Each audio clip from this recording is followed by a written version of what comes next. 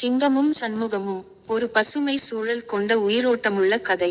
தெற்கு இந்தியாஸ் ஒரு அடர்ந்த பசுமை காட்டில் எல்லா உயிர்களும் அமைதியாக வாழ்ந்தன. அந்த காட்டில் ஒரு சிறிய சண்முகம் இருந்தது. ஓரளவு பயந்து வாழும், ஆனா அறிவு நிறைந்த ஒரு இளம் குரங்கு.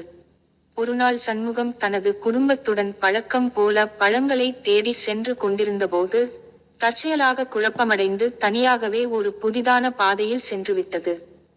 சுத்தமான புதர்களும் மரங்களும் சூழ்ந்த அந்த பாதை சிறிது நேரம் சுவாரஸ்யமாக இருந்தாலும், அந்த காட்டின் அந்த பகுதி மிகவும் ஆபத்தானது என்பதை சண்முகம் அறியவில்லை.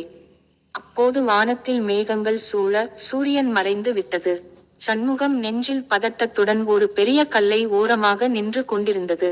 அந்த நேரத்தில் நெருக்கமாக ஒரு சில உணர்வு மிகுந்த ஒலிகள் கேட்டன, ஒருவரது சுவாசமும் தாடைகளின் உரசலும். அது சிங்கம்.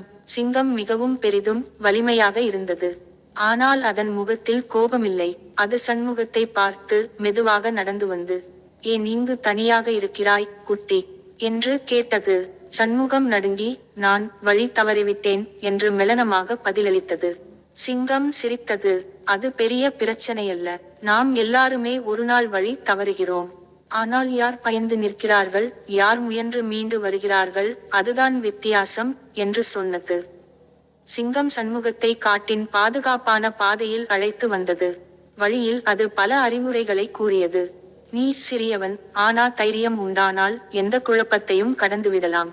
வாழ்க்கை நமக்கு சோதனைகளை தரும். ஆனால் அவை பயப்படச் சொல்லவில்லை, நம்மை வலிமையாக்க சொல்லத்தான்." சண்முகம் சிங்கத்தின் வார்த்தைகளை நன்கு நினைவில் வைத்து கொண்டது. மறுநாள் காலை அது தன்னம்பிக்கையுடன் தன் குடும்பத்தை கண்டுபிடித்து தாயின் மடியில் திரும்பி போனது. ஆனால் அந்த கதையோ, அந்த ஒளிரும் விழியுள்ள சிங்கத்தின் வார்த்தைகளோ அதன் மனதில் ஒரு வாழ்நாள் பதிந்து விட்டன. பாடம்: வாழ்க்கையில் வழி தவறுவது தவறு கிடையாது. நாம் அதை எப்படி எதிர்கொள்கிறோம் என்பதே நம்முடைய உண்மையான தன்மை.